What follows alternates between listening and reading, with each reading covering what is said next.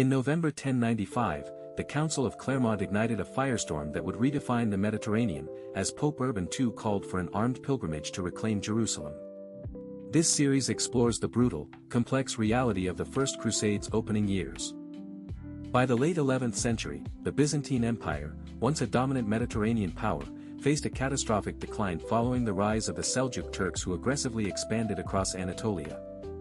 Emperor Alexios I Komnenos, desperate to preserve his crumbling borders, appealed to the Roman Catholic Church for military support, hoping to secure mercenary aid against the encroaching Seljuk forces.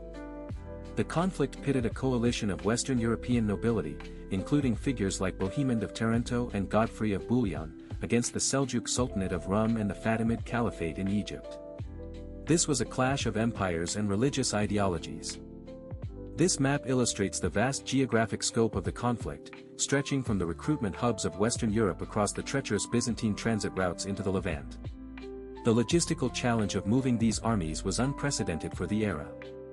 The spark was the Council of Clermont, where religious fervor and the promise of the remission of sins mobilized thousands of commoners and knights for a dangerous journey. It transformed a military request into a mass religious movement. The early phase saw the disastrous People's Crusade, an unorganized peasant force led by Peter the Hermit, which was annihilated by Kilij Arslan I at the Battle of Civitate in October 1096. It was a brutal lesson in military reality. Heavy cavalry, or knights, dominated the battlefield, utilizing specialized lances and chainmail armor, while infantry units provided necessary support, though they lacked the formal regimental structure seen in later centuries. Tactics relied on shock and feudal discipline. The civilian cost was staggering, as thousands of non-combatants perished from starvation, disease, and the inevitable violence that followed the Crusader march through hostile territories. The path to the east was paved with the suffering of the displaced. International powers, including the Fatimid Caliphate in Cairo, watched with trepidation as these Western armies dismantled established regional balances of power to assert their own territorial ambitions. The political landscape of the Middle East was shifting rapidly. A verified detail of the early campaign is the Siege of Nicaea in 1097, where the Crusaders and Byzantines collaborated to force a surrender, marking the first major tactical success of the expedition. It proved that the Crusaders could take fortified cities. Key commanders like Raymond IV of Toulouse emerged as central figures, leading feudal retinues bound by solemn oaths to their respective lords rather than a centralized national army. This decentralized command structure often led to internal political friction.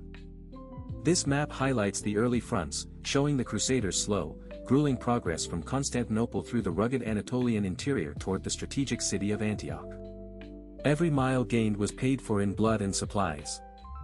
The chronology of the opening phase reveals a rapid escalation from a requested defensive alliance to a full-scale, independent war of conquest by the European nobility. By 1098, the objective had shifted far beyond the initial Byzantine request. The conflict widened as the Crusaders realized the potential for territorial gain, shifting their focus from merely assisting Byzantium to establishing their own permanent enclaves in the Levant. This decision permanently altered the political map of the region.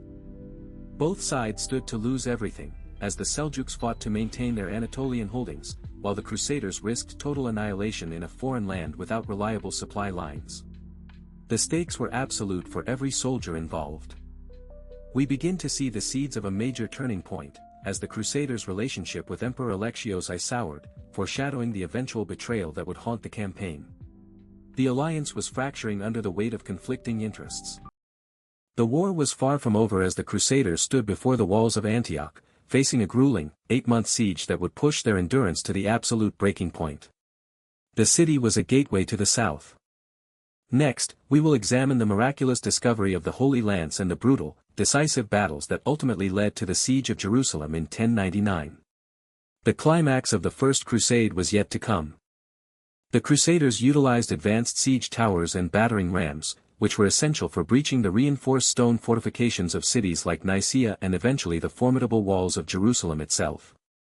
Engineering was as vital as swordsmanship. Strategic trade routes were a major, often overlooked, underlying motivation for the nobility, who sought to capture key Mediterranean ports to secure wealth and influence for their home kingdoms. The crusade was also an economic venture. The Seljuk Sultanate of Rum, led by Kilij Arslan I, initially underestimated the scale of the Western response, assuming the crusading force would be as easily defeated as the disorganized People's Crusade. This intelligence failure proved costly.